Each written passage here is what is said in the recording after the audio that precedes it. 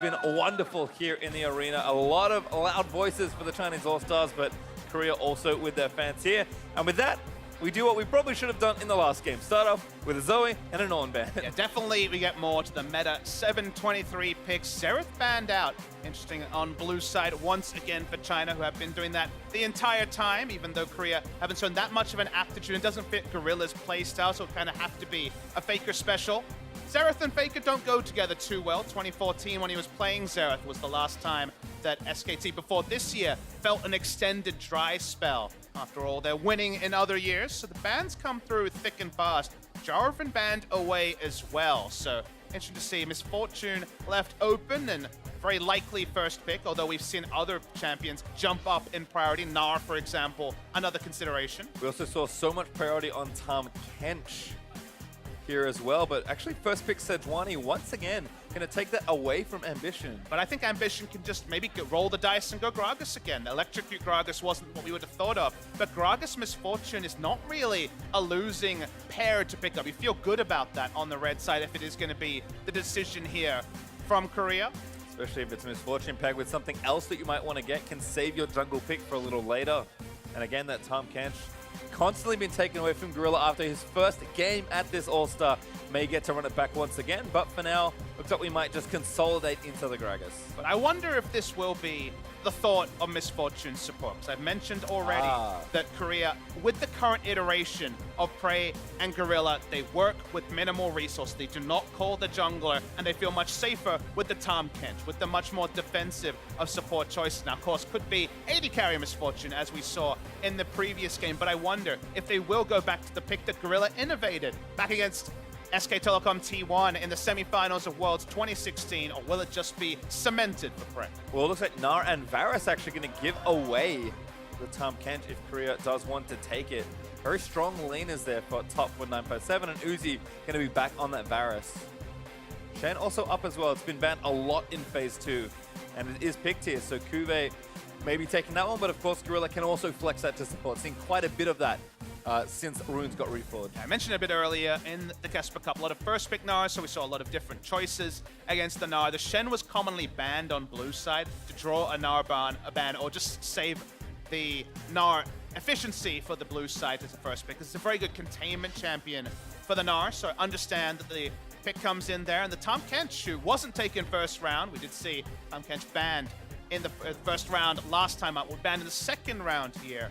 Up there being any extra safety for Uzi on this Varus. Not this time at least. Camille though banned again away from Kuve. Interesting. A Camille ban, even though Shen and Misfortune are showing, suggests that maybe they're thinking Shen's support will be a decision here for Korea. 10 seconds though for this final ban on Korea's side of the draft. It is Ryze. Pretty solid champ. You can take that one away from Xie. Very safe blind pick and good into Azir. So maybe saying, hey, if you don't ban Azir, we'll be seeing Faker back on the Azir in this game. Didn't inspire us with confidence in game one, but it wasn't really about his mechanics. That game was just a very well-held Korean team not being able to actually get things going. And it seems like China's just happy to ban top lane, really thinking that this will be the Shen support. Yeah, thinking of more of a carry split push style champion for Kuve. Good read on the Azir though. Looks like that's the hover here.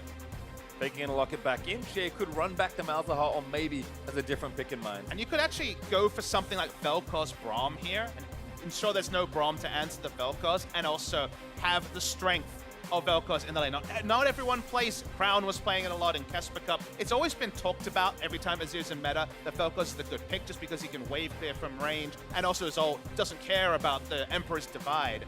So Braum Vel'Koz could be considered. The Braum is going to be locked in. Lots of innate synergy with the Sejuani for the ability to proc the passive. Let's see what Xie decides for the mid lane, though. Helps against Gragas and MF ulti also. Except maybe just a fallback to Malzahar. Xerath is kind of the other poke champ people take into Azir, but of course that one was banned by the Chinese team. Malzahar walking a bit of PTSD. That's the wrong purple champion. It is the wrong purple champion, but it is another initiate. It is another proactive champion. It was proactivity that was the subtitle of Game 1 victory for China. Now, this time, there's no Annie. Gnar can be proactive, Sejuani, Varus, but it's not the same reliability of Flash Tibbers and Flash Malzahar on the same side. looking for that decision. Looks like it will be a top lane Shen. That was certainly my suspicion, as Gorilla may never or maybe once have played Shen support. It's a late coming thing. We've seen at this tournament. We get the lock-in. It will be back to the Misfortune support that he did originate himself. Very strong 2v2 lane here. So the Braum will do decently. Will have to kind of be on the back foot, the Chinese bot lane. And it's one of those things where MF support, I mean, MF in general just feels so good with all the runes being changed around. MF support you might not think is like super hot given all the changes, but turns out your itemization is pretty efficient even from support. But I start thinking about the what-ifs pastry time, because it is double-ranged bot lane, which does invite MLXG to go for some bot lane focus. You kind of want to do it pre-6, otherwise Shen will come in and rain on the parade. So this is very tight timings, but both teams know what each other knows. It's very much the rock, paper, scissors here coming through between the two teams. And it feels like bot lane is the big play lane, given that it seems imbalanced towards the Korean side. Yep, certainly curious to see what maybe a more calmer game looks like here. No Zoe kind of running amok, no double AP aggression from the top side for the Chinese side. So I think fittingly we're going to get a pretty normal looking game 3, at least to start it. I make no promises for what may transpire over the course of this next game. I think the predictions this series have all kind of gone sideways. If 3 games was a likely one, we do get the 3rd game in just the weirdest of circumstances, with everyone dead and the Winians doing the rest of the work. The meta champions do rule in this particular series, but it's been such a firecracker. I'm so excited we get a game 3. Certainly has, and again, dream teams facing off against each other. And you can kind of tell the gravity of the situation now. Teams picking very safe, very standard, looking to play this one final game. See who will be the LMS's opponents tomorrow in the grand final here at All-Star 2017. For the final time this year, one of these two teams is moving out onto Summoner's Rift or All-Star. My final thought is, will Faker get level 2 ganked for the 17th time it feels like? Hasn't played 17 games, but has felt so much impact from the likes of MLXG in game 1 of this series. Sejuani still can look for a level 2 gank. It's unlikely to work, it should be mentioned with the Malzahar, but still, if you can blow a flash or trade a flash, he'll be very happy. Would you like a prediction? I'm listening. Yes. Okay. Yes, he will. I mean, I think you're better than a coin flip for MLXG level 2 ganks most of the time, although it looks like maybe a change of pace here as a group up towards the blue side right-hand jungle. Bray spots someone, gets a Comet proc. Trying to get information for which side of the jungle Sejuani is starting on. It's a pretty shallow ward. They're not able to plop it into the red buff because they're not sure if they're going to be face-checking 4 members, looking for a defense on the bot side here, the side of China. So don't have full information, so it's not 100% certain, but they will be suspicious that it is a top side start once again, which would be level 2 possibilities for MLXG. MLXG does love this side of the map. At least loves where the red buff is. Sometimes it's his, sometimes it's yours. Gonna get some help here from 957. Gorilla taking heat though. Ooh, a nice root though by Prey. And it's a little disorienting to see Misfortune and Jin in the same lane, but certainly a lot of poke with that double range bot lane like you mentioned. I mean, from level 2 onwards, it's pretty lethal on the side of Korea. You know, you put down... Some good foreshadowing. The lethality will certainly be coming in, but it's all about the fact that you can use that W from level 2, the Deadly Flourish, and guarantee double comment and the full damage of the Make It Rain. So insane harassing. It's why you see Boots 4 potions as the start and 1 already chugged by Uzi, because you can't go Doran's Shield against this lane. It's not enough regen. You need the maximum amount of HP that 4 pots can provide. Nico gets a Guardian proc. And again, race to level 2 already well won by Prey and Gorilla. MLXG sneaking around some vision onto his red buff. So your pre-game prediction of bottom lane could potentially come true, but Ambition looks like he's walking into check. Mako blocking some good shots. Tag in onto Prey. Damage still there. Heal burn by Gorilla. Prey with a barrier. So good defensive summoners here on the Korean side for the 2v2. MLXG has to give up that red buff. Ships on the night here between Ambition and also MLXG. Ambition level 3 and MLXG not wanting to opt into anything. Both have come through vision in fits and spurts, and you see another ward put down just to get timers on everything. Yep, Ambition is going to take it down, and MLXG still zoned off here. Still level 2, finishing those Krugs up. Ambition going to try and look for him. Rebuff got pulled away, Shea gets poked down by Faker. That's usually how the matchup goes. Didn't see this because of the level 2 gank in the previous time we saw the matchup in game 1, but you should be able to get a lot of trade harass as Faker early before the level 6 all-in threat is there. And again, you can see with all the pressure from mid and bot, Ambition much more aggressive with how he's moving into his enemy's jungle. And MLXG is struggling to get this last little bit of XP. He's still level 2. Level 2 gank still on the table. And off the table as he takes down that Krug. And Ambition with a pretty good experience lead.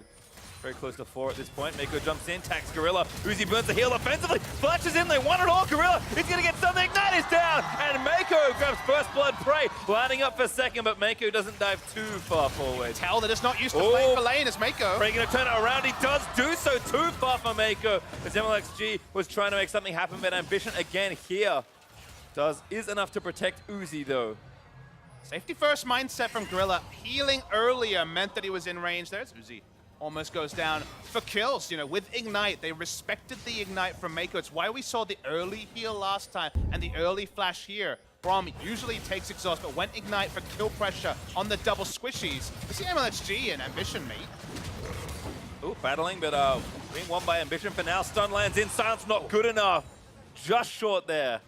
That fickle cast time saving Ambition's life is forced to flash though. Able to pull off some interesting vectors and actually aggro the Drake there and hit Ambition. He could have died actually to Drake damage, so that was an interesting one. Low mana here for Shea, not able to turn around, only level 5 as well, but lane control fine for Faker, but no more. Yeah, looking good. Both low on mana, but should tick back up as we check in with the top lane. Pop not going to land on a 957, but it is press the attack now. That is a departure from the area we've seen almost on every single Gnar this tournament. Yeah, a lot of Airy in the Casper Cup, but pre-nerf, of course, nerf came in. There's still plenty of Airy, like you say, in this tournament. I think against true tanks, you get less lane control early with press the attack, but as the lane goes on and you start building AD items, you do get situations where you can pick up kill threats. So they preferred the press the attack as it's gone on. And I think when we start to see those AD items complete, like I mentioned, we'll see the actual impact of it and judge. Certainly seen Cuvée be wonderful in side lanes. All Series 1, let's see if 957 can have similar success as he scales up into this game. Shea though, still on struggle street. Here versus Faker and his Azir. TP up for Cuvée here on the top side also. 957 probably soon to match, but shining a little behind on CS. Same is true here in the mid lane for Shea versus Faker. And actually behind as well in the bot side, despite the kill they got. Praying Gorilla's double range bot lane is just a little too much harass. Well, it's all in or nothing, actually, for Braum and Varus. That's why they took the chance where they could, because, you know, when those summoners are all down, you're just eating free harass. They will draw the jungler. Yep, gonna spot it here, but Prey's got his flash. Gonna get tagged here, though. Gorilla might be a better target than the Shen. Or is he gonna try and turn it around to TP in on the Chinese status? Gorilla does go down to Uzi. The taunt too late there for Cuvée as he gets stunned up as well. Opted into pushing up because they had the Shen ultimate. But Gragas wasn't on the same side of the map. They were always outnumbered. All they get is a teleport advantage, and not even that, because Cuvée had previously teleported to the top lane. Well, MLXG still playing a little bit of catch-up. Ambition pretty close to 5. MLXG probably not too far away. Faker pressuring down here on the bot side. I think just trying to get off any potential farm greed or protect a re-up. Mako blocking that shot. Gonna hit the recall button once more. Nice blind flourish there from Prey to cancel, or at least delay the recall, but not a lot left there. It's Uzi. Those tier components not quite coming together. This is something you rarely see for AD carries, especially someone like Uzi. Yeah, but just it's about back timing. They've been forced to back twice. They picked up a kill, but kill credit does go to Uzi once out of the 2 kills that we've seen there. So he's just kind of piecemealing together his needed items, and he wants Dirk for laning phase because he can only all in. It's not poke trades that are even. If they both had poke supports, you can go for tier earlier and think, okay, like for like. When you need to be able to all in with your jungler, with your support and ignite, you need the Dirk power spike earlier, and that means the tier has to be delayed. Shea though, level 7, looking to line that ultimate up onto Cuvé's face. He's gonna do that right now. Yeah, there we go. Suppressed and depressed. 957 nods into the wall of CC chain. Onto the silence also. That was just disgusting. There was no chance to react. The moment the suppression started, everything beautifully channeled. The now Rage Bar in the right spot. Academic from the side of China, but enough to pick up the kill. and they start to spread from the mid lane. Azir plays for his own lane traditionally. Items haven't started to roll through for Faker, but great map movement from Xie, and he didn't even have to use his teleport. Nope, just kind of walked up there, chilling out there. Yeah, gonna lose his passive, no ultimate again, not much threat on the Fakers. Let's watch this chain again. It feels like in moments like this, where Azir played for himself, that things will be happening in other areas of the map, and this is the small moment where you're like, okay, if this was SKT, would there have been a free kill top lane? Would Cuvée have been in that spot? Would communication have been different? That's the part where he starts to wonder, because it just looked too easy for the side of China. Yep, very convenient rage timing as well for 957, lined up well. As China's holding the gold lead still with their kill advantage, up about 1,000, but that common harass is getting a little out of control. And this is Varus, who can also play from amusingly large ranges himself, just taking so much poke damage. So far, the kills are keeping them very close in the lane, and the gold lead is certainly not there. Even in terms of CS, it's been closed down to 9 after beating. Oh, Uzi goes in for the aggression. One play, they're going to try and take him down. It is enough as MLXG able to get that kill, and that was needed. Scott chains in there as the next one falls in onto Ambition. Faker is here late, but Ambition flushed out of the way. Maybe just there in time as Mako going to be left out to dry. Faker is going to claim that kill, and Ambition escaped. Ends up being the 1-for-1. This time, Faker is there first. No teleport coming through from Xie. Didn't have ultimate to impact the fight. Thought for sure Ambition would go down after committing so hard, but lives on a sliver. Korea needed that, otherwise it would have been 3 unanswered kills for the side of China. And MLXG, I think he got spotted by a ward as well, so I wasn't sure that force was going to work, but like you said, all in or nothing, and they get their reward. I mean, it's just very proactive from Uzi. We saw a flash engage from Braum earlier. This time, Ruler-esque in going for his own flash and taking out prey. Then Ambition looks like he's going to be caught in the crossfire. Lives on maybe 50 HP, probably less. This was Mako understanding that there's going to be someone, no reason for Gorilla to take the kill credit. Faker picks up 1. Speaking of Faker. Uzi understands also, actually took minions. Just kind of waved by to Mako because he knew that nothing he could do there. Good poke though from Faker onto Xie. Faker with blue buff, and that Stinger working quickly towards the Nashers. Finding a lot of success here in this matchup with a lot less attention, given that the bot lane has really been the centerpiece of the jungler's early play. But at least Faker is a factor this game. He's been able to be involved in kill, he hasn't died. Hit one of his summoners down, but still has the cleanse. Because he hasn't been held, he's going to hit his timings appropriately, and then we see a different side of Faker compared to the passenger that he was in game 1. Certainly not a ride he particularly enjoyed as Mako going to try and force Ambition out of the jungle. Uzi with a bit of poke, but Ambition looks like he got the lion's share of the gold, and there's one little couple left here to try and take down. MLXG also trading back for a few camps himself. They saw MLXG topside on wards, so they said, okay, we're going to push in and just try and take the turret. Zoned Varus away, got a bit of turret damage. Did Korea, nothing going to be massive, it's still above 50% HP, but playing with your waves and also the information is a sign of a good team. Certainly is. Again, playing enough games and things are starting to come together. Not a whole lot of time in the tournament to sort of complete it all, but still looking good. Prey and Gorilla still playing up aggressive. Uzi, a rare sight for him, forced back in his lane, playing so well and so aggressive with Mako, but finally a winning matchup for Korea, and they're the ones applying pressure and 20 CS ahead despite the kills that have also gone over. Great teleport wards for Xie, looking at the bot side, so not going to be a deep teleport to potentially punish this. That's why MLXG is just there to ward off a gank, and Korea read the situation smartly and say, well, we'll take a free Drake. Yep, just fall back to the Drake. Take that objective off the table for now. Steal incoming? Nope, not going to land there for MLXG. Did try it though. Teams up with Mako. Mako going to sweep out, see a couple zombie wards and bop them. But again, having to play back and more patient here. China don't want to fall too far behind. Still gold within 1,000 between the two sides, but those smart roams aren't going to come that often. Yes, G has done a good job. MLXG's done a good job also pressuring, but that didn't give over to anything else. That might G with the all-in looking for Faker. Can't cleanse out of that one. Nope. MLXG grabs it. Took a lot longer this time, 12 minutes to actually get onto Faker, but reality of the matchup, held his flash for the longest time. They pick up the kill. They won't get any turret damage for it, so it's just a single kill, but they are able to translate it into a red buff steal as well. Well, 957 is actually the one with all of that pressure building up. We wondered what was his presence going to be like. Taking that turret almost solo, certainly a good sign. Mako again looking for the all-in ignite. Lands in, but a great flash from Prey. Gets up onto the chain of corruption. Mako not gonna make it to the bullet time. Gorilla able to grab it as 957. Gonna try and chase it down. Chie is here, but the flash from Gorilla may save his life. Looks like it will. What a slick escape. Such a big one. The dancing shoes from Prey were awesome there. They're able to pick up the kill, and they don't even blow the Stand United. They can hold on to the cooldown. They'd rather Gorilla flashes away than they have to waste Stand United for a potential proactive play. Defensive Stand United almost always is a waste pre-level 11, pre-level 16. You want to be offensive with it, so they trade Flash for holding on to Stand United, and the turnaround kill here, so important for Prey and the side of Korea. And again, you can see kind of what they're going for with Chie rocketing down the river, but Prey just gets out. Movement speed there as he was reloading, able to turn around. Again, could use Stand United, don't use it. Maybe next time that the Malzahar ult is used on Azir, they'll have that ability ready to try to turn that one around. See Korea push up, pick up a bit more gold here.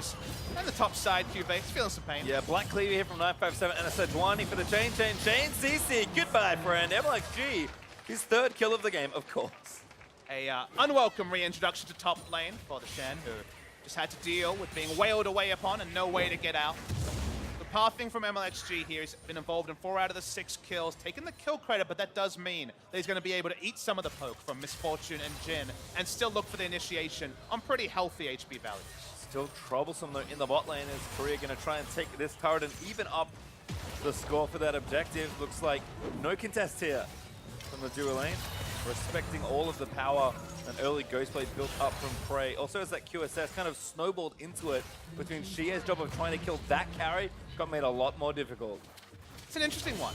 To me, the QSS, speaking of QSS, none Faker. This is actually defensive ult, I believe. Oh no, maybe offensive. Faker, Flash Clans, goodbye. Runs into our vision, and it's not enough. That was somehow enough damage from Chie.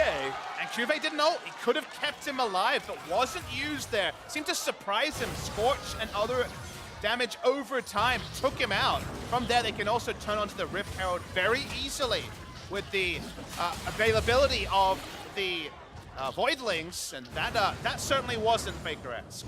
No, I mean, Faker doesn't get surprised very often, but that felt like a moment where he was probably genuinely surprised. And the reward is good. Get an objective off it, take the Rift Herald away, get that kill, and maybe even start pressuring this mid turret. Let's see this one again. How did this happen? Have to wonder what the comms are here, because we know that Stand United is up. Get away. He has to flash away. Of course, Cleanse doesn't work on damage over time abilities. Faker will know that, so he seems genuinely surprised. Remember, damage values are different than they were back at Worlds when there was plenty of Malzahar running around. Crown playing it 3 times in the grand final, and the damage just crept up onto Faker, and he seems bemused that he fell down. Yep, turns out that last eat was enough there from Chie, who full combos the Azir after Faker, by his own credit, went aggressive to try and pressure Chie off this one. All of a sudden, gonna probably rethink his next approach, and Chie's like, I have Flash and my cooldown boots, and a jungler right left of me. The very early change over to that Ghost Flash that we mentioned is exactly what Chie is looking for with the CDR boots, around 108 seconds onto the Ghost, and if he eventually finishes his Zonias through the stopwatch that he got from the Mastery, like 70% CDR onto Zonias, so it's pretty insane how slow that cooldown is as well. Yep, committal here with the Rift Herald by MLXG. Does take that one down. A lot of topside pressure here from 957. Faker forced up here actually to deal with that. Looks like maybe a conversion here to mid lane, but Gorilla is there to try and head that off along with Ambition. So Rift Herald will die. It does collect a turret. I think there's an interesting conversation to be had about where you should use that, but maybe get a kill instead. Suppress, suppress, suppress. Knockout airborne. Yeah, oh, he's dead. So my favorite patch note from 7.24 was the quote before Malzahar after the ultimate damage drop, and it was, Malzahar should have to press more buttons to kill people. I mean, other people pressed the same button he did and it seemed to work out. There's just nothing you could do. There was no overlapping time there. You don't have a QSS on the side there. Brace is going to be chased down. Already busted the QSS. MLXG needs to get an auto attack range, which seems very difficult. Oh my god, that juke was sick. Bray's dancing shoes well on point. Even finds the predictive route on the MLXG. And not realistically enough damage, so I think even if he was stunned there, probably would have lived, but he keeps his summoner spells. That's still a little win for the side of Praise. Not liking the fact that he's going to deal with a 3-kill Sejuani, though, who will be able to heat up those ultimate shots later in the game. No armor being itemized into yet, but that will come later for the side of MLXG. Yeah, Praise going to need to do a lot of that in this game, given how many threats there are on the table. With QSS down, he's mildly vulnerable to the ultimate from Malzahar, but that's not a concern right now as Cloud Drake number 2 goes over to Korea. Well, if that gets them out of range of the Malzahar, that'll be That's happy. very important. Because it's out of combat is basically out of Malzahar range. Pretty much all you have to think about there. Once that starts, there's nothing that's going to save you, as we have well seen. Don't expect Prey to be in range of Malzahar ultimate anytime soon, so the QSS probably just going to be for other things, like, for example, Uzi, and the potential to chain it into the Malzahar later on. Yeah, we'll have to see if he has a choice about it, because she, again, with that fast flash, could find the angle, but right now 957 just sauntering back on down to the bot lane. There's Kuve, nice teammate, and double Ruby Crystal. How do you like my Black Cleaver? Not a lot. Kuve does not, correct. I like your narration there. Kuve's getting out of there. He's got some money to spend. Gonna go home and hopefully get tankier as this Nara is continuing to be a pest. A massive CS lead for 957 also. Every time Korea has looked to scale this tournament, this has happened. It feels like every time Azir is coming through, you can go for Malzahar. It doesn't have a happy laning phase. Other things being equal against the Azir. But he has the R button. There is an abundance of damage in the meta now. And that extra damage, and just there not being MR runes on Faker means that there are those damage miscalculations. You do die. You are more brittle than before. And it feels like scaling at every turn is being heavily punished. And you can see Faker was in the top lane briefly, but he looked like a very good Nethergrass target, so he kind of recognized the situation in that long lane after 957, and then MLXG were able to take down those 2 consecutive turrets. 957 also got a lot of work done to that bot side, so has the side lane pressure there, and that's just another chain, but no ult needed for that one as the root lands back to trade. Okay. 957 TP's into his death. That was also a lot of answering damage in this damage meta we're seeing, so 1 for 1 so far. Good point out, there's still Netherbuff available. Mako, that was a sexy E. Blocks the damage from Gorilla, who let the bullet time go. MLXG going to be a bit more protected. But looks like no rush onto the Baron, so everyone going to walk back away. Juve trying to play the side lane, still has an ult. We're going to see the replay. Juve's been very judicious with his ults. Wouldn't have saved Ambition here, so right decision not to use it. I like the turnaround because any ability, an auto attack, he would have transformed, been a bit more tanky. There was no chance for that. So equal amounts of no gameplay available, even without a Malzahar on their side. And 957 again is, I think, doing the right thing here, going for that Frozen Mallet, continuing to hold Kingdom here in the side lanes versus Kuve, but going to delay any real tankiness, even though he's got a good amount of health built up. So he really just wants to be here for as long as possible, annoying Kuve, but see if he gets that chance. Some fights do get forced. So far so good though, I think, on the Chinese side. Xie with most of the kills here, holding 4, 5 participations out of 9, and only getting stronger in those QSSs.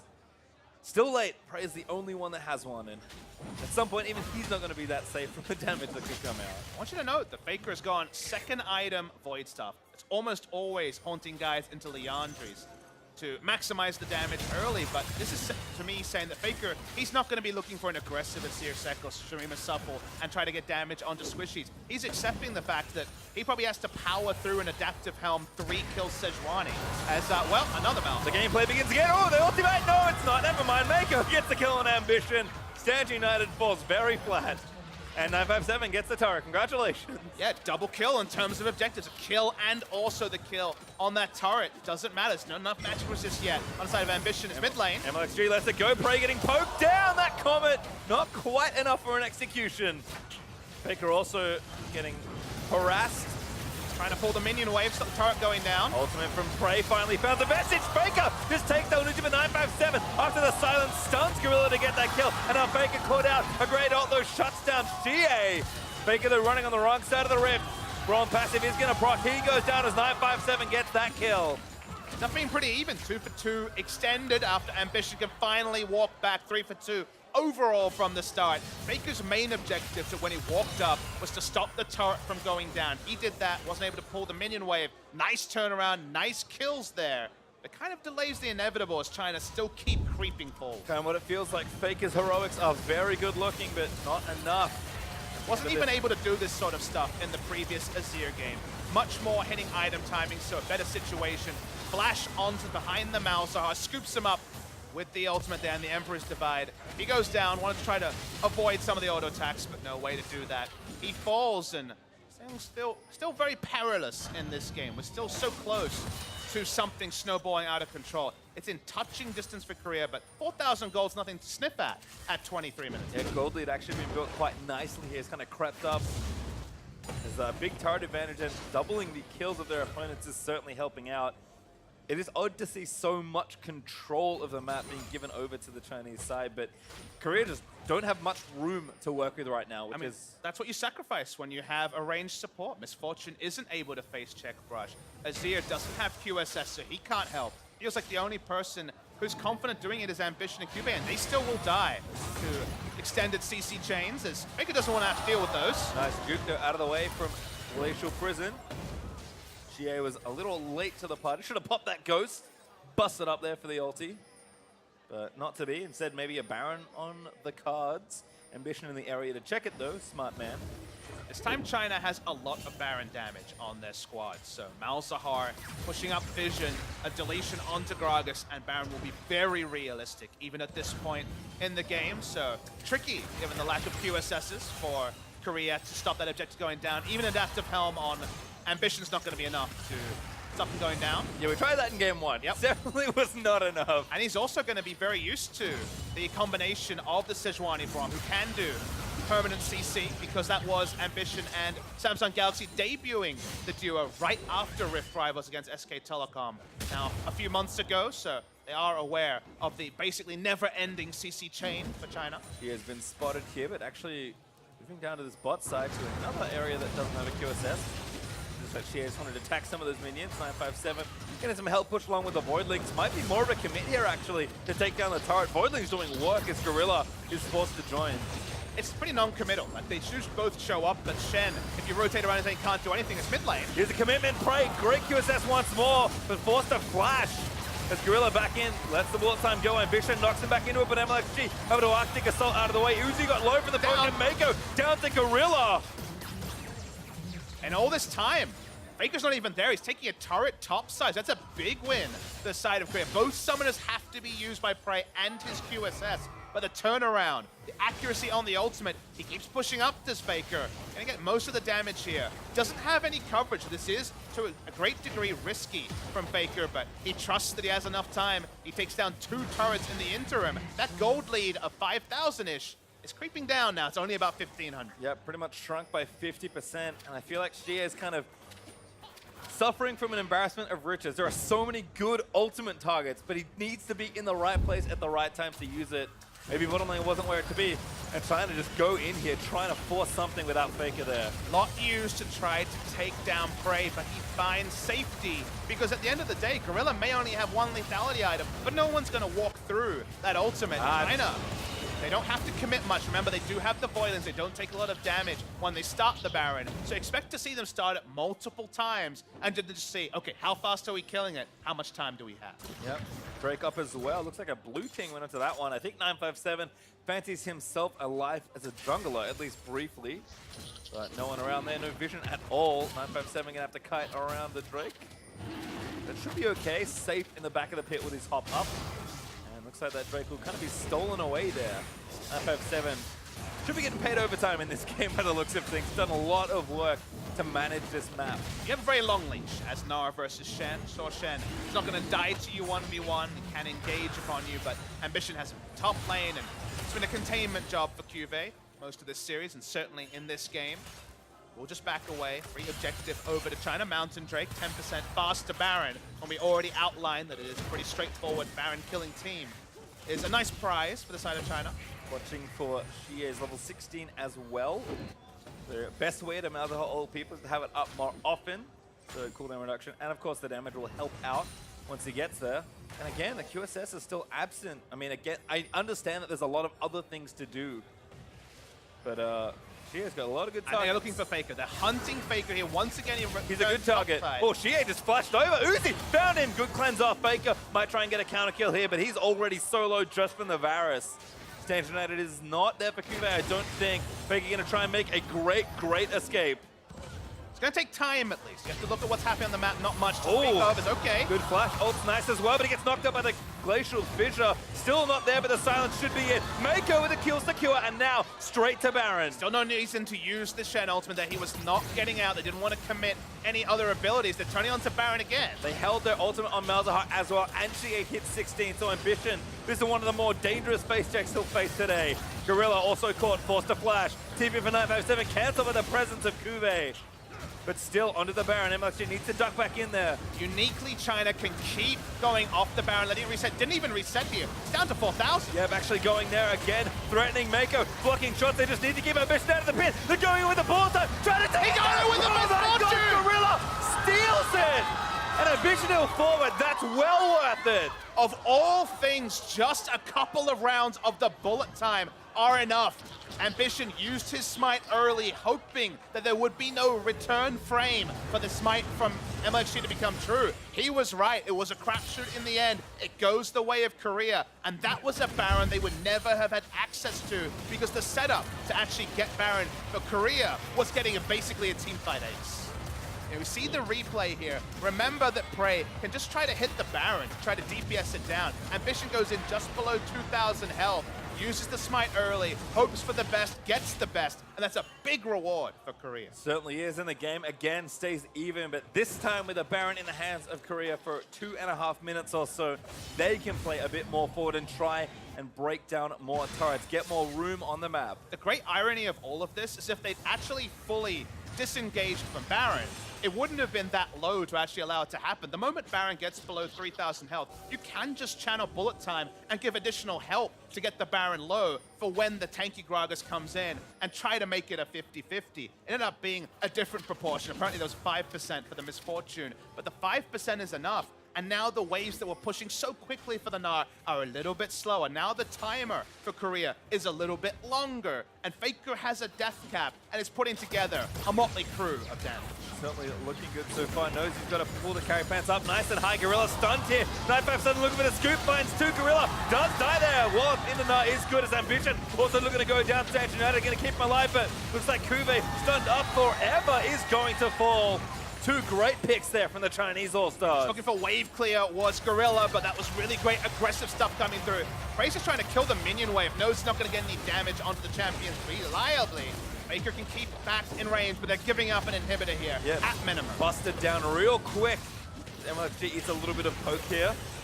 Inhibitor, though, is going to go down. Faker maybe looks for something, but probably too late on that flank. Instead, they concede the objective, and all of a sudden, the pressure's flipped back around. Yeah, Gorilla thought he could channel the ult about, what, 300-400 units behind the turret and be fine, but there still is Braum, Sejuani, and Gnar to look for turret dives. MLXG has been good on the trigger finger here. Still hasn't died on the Sejuani, not looking like he will anytime soon. They get a big advantage. It feels like the seesaw has been massive both ways. The Baron is supposed to be the steadier. We're supposed to deny moments like this, but look where the carries are. Jhin and the Azir are basically having a conversation in the mid lane while this turret dive happens. They lose the turret, they lose the maximum, and once Cuvée had looked for the taunt to try to save his misfortune, he was going to go down as well. Certainly was. And down 30 seconds left on this Baron with Supers pressuring that bottom lane. We have swapped initiative once again. China back on the front foot. Opened up another nice little gold lead for themselves. Probably not that significant given we're already 30 minutes through, but about 4,000 backup is not bad, to say the least. And again, the mindset has to be discussed because the ability to shake off an endlessly frustrating Baron steal from the side of Korea and just look for the engage you know you can win requires a settled team, requires confidence in all the other members. If you're just a pickup team that came in with a day of scrims, 2 days of scrims, maybe no scrims, it's very different. But here, because they've had that extra time, it's good trust in the team, it's good trust in the process, and they do get a inhibitor even against the Baron. Looking good there. Again, the proactivity from this team has been just incredible to watch, honestly. You see Faker still poking down the sidelines, finally invested in a bit more safety as that QSS finished. Again, a lot of damage there from the carries. Korea is not short on teamfight options, but they need to live through a potential pick for that to happen, because especially if a carry gets tagged, they will not win any 4v5s easily. It's worth noting that, you know, he had the null magic mantle for a long time. He felt like he didn't have the latitude to actually finish it, to spend 1250 gold on the QSS, because he needs damage. Jin does decent damage, but Azir is the true damage carry on the side of Korea. He finally completes it, but it's, you know, 2,500 gold between the two QSSs to kind of extend the damage lead, you could argue, that China has, because a lot less has been itemizing the defensive stats on the carries of China. And it's pretty nuts to look through that top lane and just see how far ahead 957 is of QV. It's about 1.5 items up. We talked about all that lane pressure with the cleaver, with the mallet. They're well done at this point, and he has 2 different resistance-based tank items to now also fight with. QV is about 3,000 gold behind, and he needs to, you know, be there in the front line, saving people, dashing in with the ultimate. Gonna be a tough ask, because there's another one, and Bitch gonna be the target. MLXG tries to run interference, it's a great ult stuns Gorilla. Chain of Corruption is gonna fall. Here comes 957. Scoop, silence down there as Prey is not gonna live through the assault. A double kill for Uzi. Faker tagged up as well, flashes and dies. This could be it. Certainly could. A triple kill for Uzi could finish this game off. Remember, Super Minions still here in the bot lane. 4 members alive. Varus still alive. China want to cement what has been a great all-star for them. They're looking to end the game. They've got almost everyone alive. Uzi will be enough to push through these turrets. Gorilla is trying to do something here, but MLXG bumps him up. There's another kill. Death time is still pretty long, 20 seconds plus, as there's going to be an ace completed by MLXG for the double kill. And a win here cements a brothers' war in the final of the 2017 All-Star, as China will take game number 3. China versus Korea has happened at every international event that it could. This does start to square up the ledger, not in the way that the Chinese fans would have wanted. They would have wanted the big wins at MSI, the big wins at Worlds. They didn't get them on those stages, but Rift Rivals and now All-Star. The Chinese representatives have been able to unseat the Korean representatives, and the Korean Dream Team left a lot to be desired now that their journey has been put in the books. I mean, I think well said. They'll certainly take it. Any practice has to be good practice here. You have to think, okay, you know, we've done it, you know, maybe these smaller tournaments, we've beaten them in kind of different ways. Rift Rivals had a very unique format, also obviously exceptionally unique as far as tournaments go, but at some point they're like, oh, you did it. You could probably do it, and slowly but surely you build up that experience and confidence. And if I'm a Chinese fan, I think it's not what I wanted, but it's a start. It certainly is. They're coming from a couple of years they certainly weren't too proud of when it came to international success. This is still an international success of a different regard. And I have to say that on balance of play, the Chinese squad was far superior to that of Korea. A cheeky Baron steal extended this game further than you might have imagined. Game 2 was a bit of a crapshoot either way, and I think China should hold their heads high, because the thing that differentiated China to Korea to me the most is that China knew what they were good at, trusted in the process, and were consistent, whereas Korea kept drafting scaling and then losing the game before the scaling ever took effect. Yep, big thumbs up there from Mako right at the end. A fun best of 3. But China emerge victorious and push themselves to the final.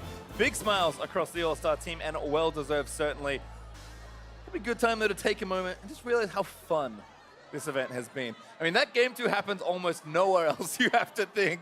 But it ended in the most fun way possible to give us that final game. And look, everyone defines fun differently, but this is the fun series I wanted. I wanted these 2 titans, these 10 stars, to react and actually hit a best of 3, both of them really looking to push each other. And we saw the best and worst of both teams as this went on. We've still got best of 1s. We've had pentakills, we've had everything. It's been a different all-star, but this series in particular was high level. Certainly was. We've got 1v1s coming up as well. Don't forget, for me, I'll take away from this series that stop sleeping on 957 if you have been. I think he got a lot of deserved acclamation towards the end of Worlds, but he's been, I would say, underrated for a while, and these kind of performances, especially against Cuvée, do show a lot. And the weird thing is, he's kind of increased his reputation more on the international stage than through domestic performance. The Kled that broke him out at MSI and the famous clip now of his great escape there, being able to take lane bully status rather than just take the the Shen side of the matchups and just try to sustain through. He can play lane pressure well. He was in great positions. He got the maximum out of the Na Shen matchup that other top laners have not been able to manage as well. So basically, whatever hand is being dealt, he's making it work, and that's the sign of a top laner to be feared. Certainly is. I think for me, the other fun thing to take away is that I don't think Vega is very happy that Malzahar is such a meta pick. He has been haunted by this pick at the end of this year. You know what the worst thing is? It doesn't work for him, and it does work against him. So, yeah, he's waiting for the nerfs there, right? Needs to do him a favor. Like I said, should have to press more than one button to kill people. That one is certainly in on 724, but maybe more coming if Vega has those fingers tightly crossed. It was 3 games at Worlds, another couple of games here.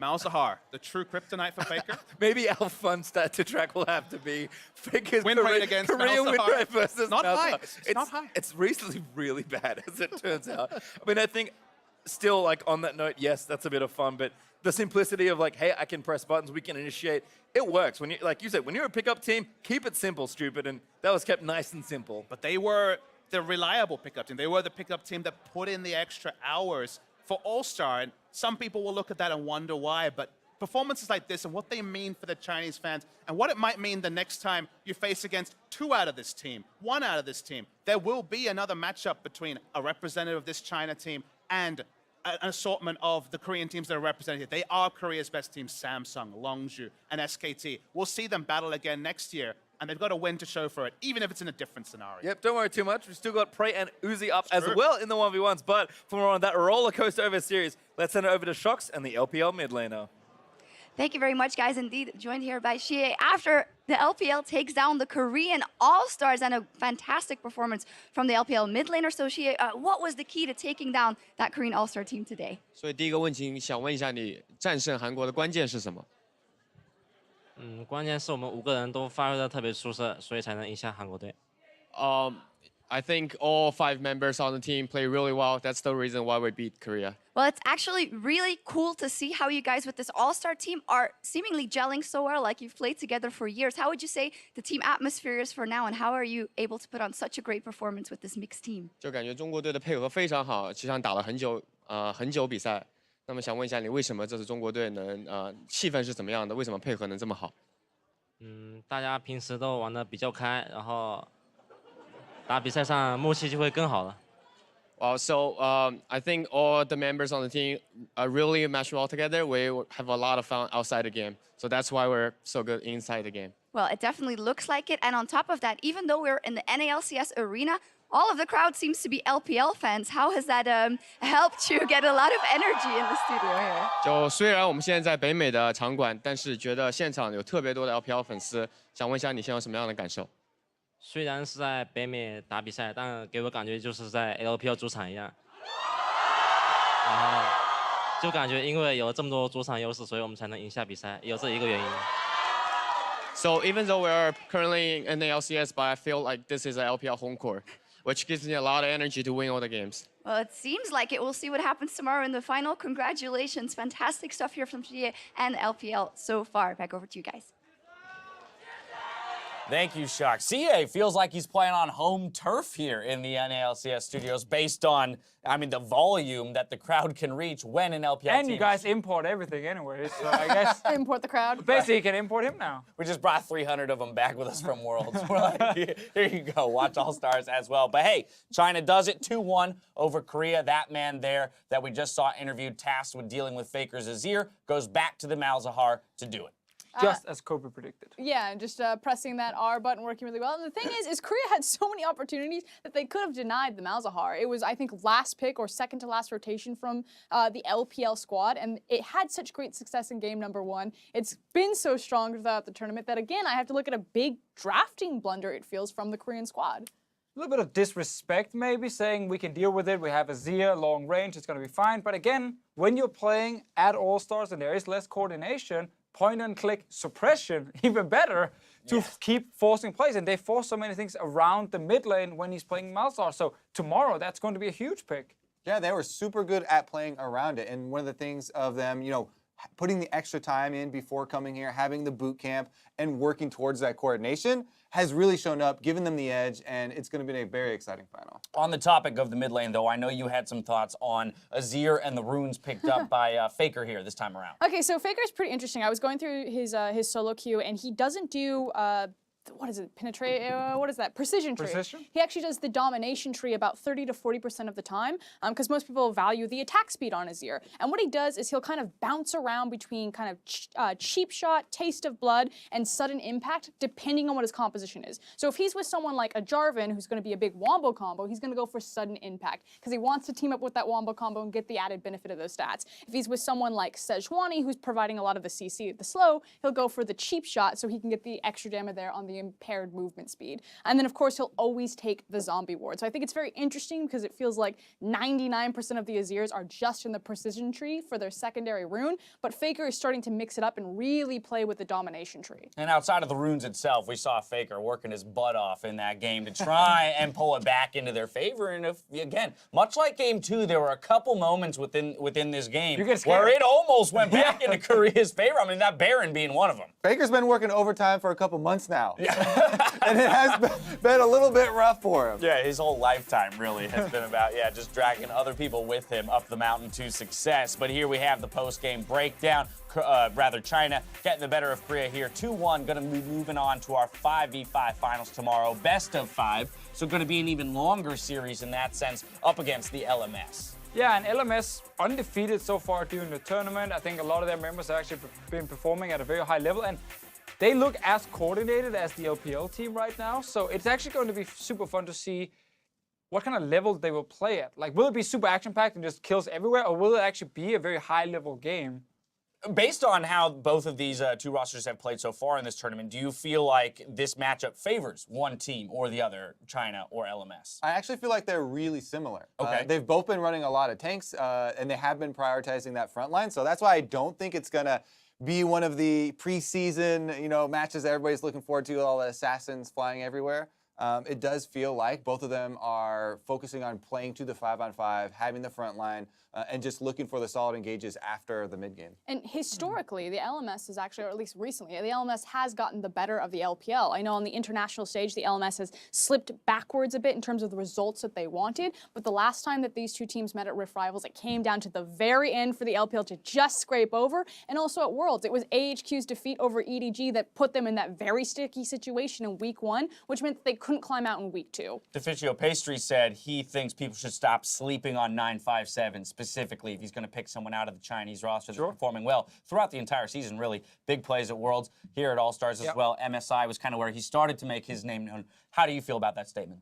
I think 957 has proven he's the best performing Chinese top laner at the moment. I think the fact that he's actually very flexible in what he's doing. We've seen him play just pure tanks. We've seen him actually things like Kled, and now as well, like where he can be a split pusher. And I like the fact he's a bit of a playmaker from the top lane without being just a pure carry who needs everyone to gank for him. So it actually makes it very easy to play with him, at least from what we've seen now from 957 during Worlds and of course also All-Star. He actually reminds me a lot of Cuve in terms of the